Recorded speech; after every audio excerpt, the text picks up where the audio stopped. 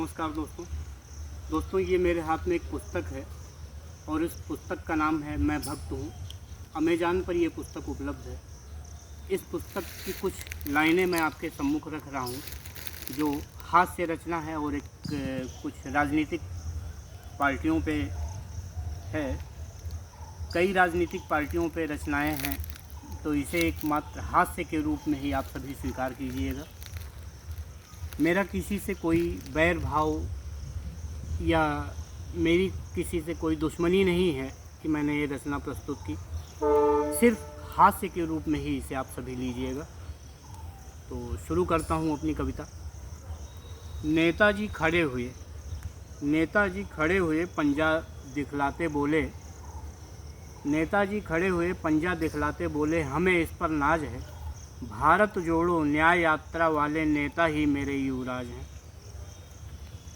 घोटालों में हम सभी पार्टियों के सरताज हैं और सभी हैं चेले चापड़। मूलधन तो हम हैं, बाकी सब ब्याज हैं। हम हैं घोटालों की नर्सरी जो छोटे पौधों को उपजाता है, वही पौधे बड़े होकर घोटालों का अभयारण्य कहलाता है। सत्ता की खातिर हमने क्या क्या दर्द झेला है, बंटवाया भारत को दर्द जनता ने झेला है। पटेल के सुझाव को बकवास बनाया हमने, कश्मीर को यूएन पहुंचाकर विवाद बनाया हमने। तुष्टीकरण की खातिर धारा 370 वक्त मुस्लिम पर्सनल लॉ बोर्ड हमने बनाया।